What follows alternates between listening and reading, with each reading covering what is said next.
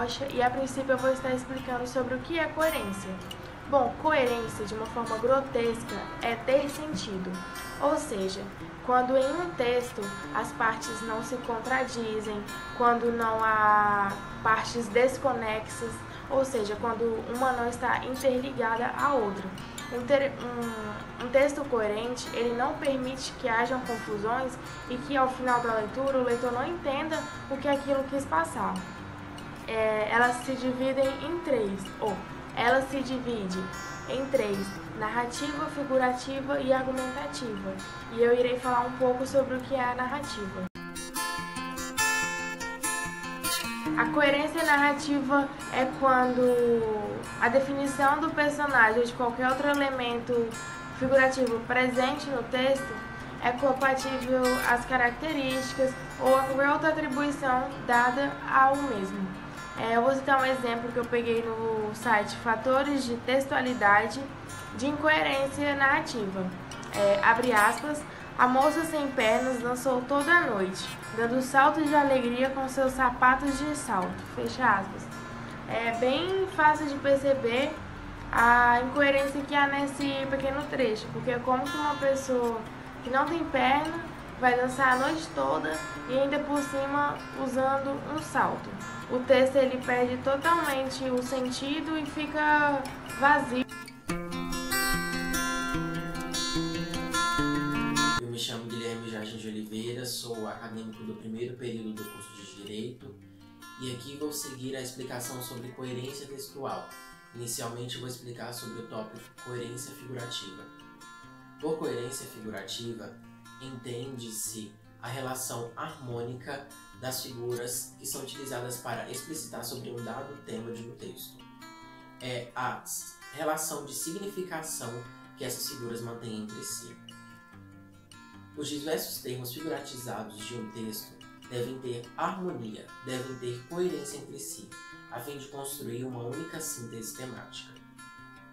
Fica claro, portanto, que as figuras que pertencem ao mesmo tema devem pertencer também ao mesmo universo de significado, a fim de manter essa coerência textual. A fim de exemplificar o que foi dito anteriormente sobre coerência figurativa, aqui eu vou citar o verão. Se quisermos falar sobre o verão dentro de um texto, temos que usar termos figurativos como calor, sol, pessoas usando roupas leves, típicas da época, praia, enfim, termos figuratizados ligados ao verão. Logo, se começamos falando sobre o calor, não podemos falar logo de pessoas usando casacos, jaquetas, porque isso não se liga a calor, não se liga ao verão. Não podemos relacionar logo o verão com o inverno. Relacionar isso seria o uso da incoerência figurativa. Não há coerência textual. Agora vou tratar sobre coerência argumentativa. No esquema de argumentação, utiliza-se certos pressupostos ou certos dados, e deles se fazem interferências, ou seja, tiram conclusões condizentes com o contexto que se queira mostrar. Logo, se os pressupostos ou dados de base não permitem tirar as conclusões condizentes com o contexto, com o tema de base que se queira mostrar, comete, então, a incoerência argumentativa. Portanto, por coerência argumentativa, entende-se o respeito ao contexto argumentativo, ao raciocínio argumentativo dentro de um determinado texto. A fim de melhor comprovar o que foi dito, caso expomos uma opinião, expomos uma argumentação, pode ser um texto ou uma fala, nós devemos seguir toda aquela base de dados que usamos do início ao fim.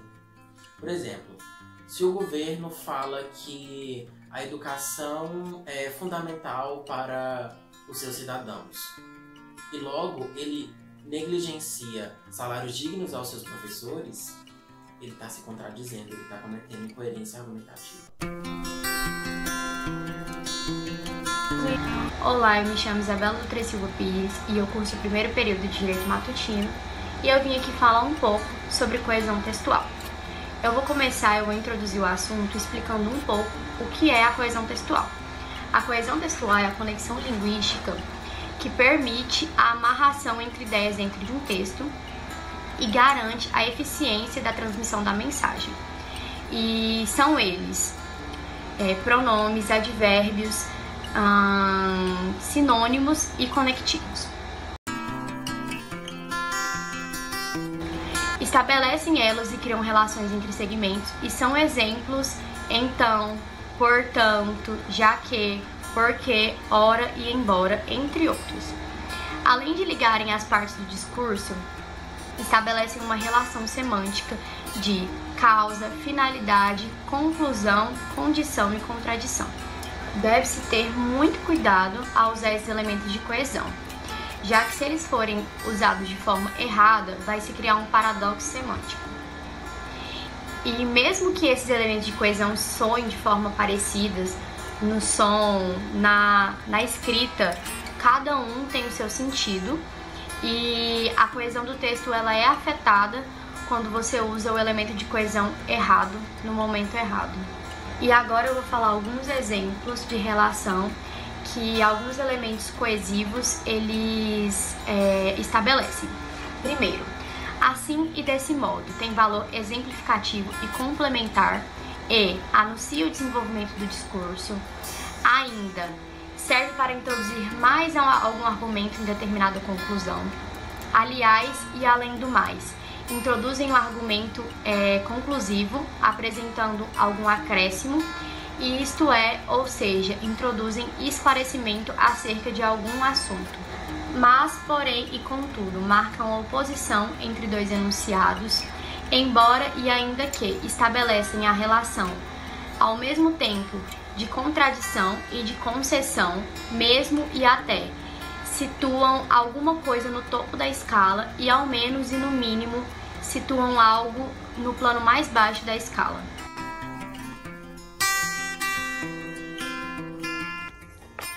Olá, aqui quem fala é a acadêmica do curso de Direito do primeiro período, Flávia da Silva Araújo, e hoje eu vou falar sobre coesão textual, a retomada ou antecipação de termos, e o meu tópico fala muito sobre figura de linguagem, e a figura de linguagem que eu quero trazer hoje é a anáfora. Anáfora é uma palavra grega, ana vem de repetição e feró vem de manter ou suportar. Anáfora é repetição de uma palavra ou mais em diferentes textos, versos e poemas. E eu trouxe aqui um poema de Luís Vaz de Camões, que é: amor é fogo que arde sem se ver, é ferida que dói e não se sente, é um contentamento descontente, é dor que desatina sem doer. No caso desse poema, é ferida, é contentamento, é dor. Isso aqui é anáfora e ela sempre liga ao amor. Também trouxe esse exemplo. Aline não saiu ontem, pois ela estava com febre. No caso, quem é ela? Aline. E tem uma certa ligação, Aline e ela. Isso aqui também é uma anáfora.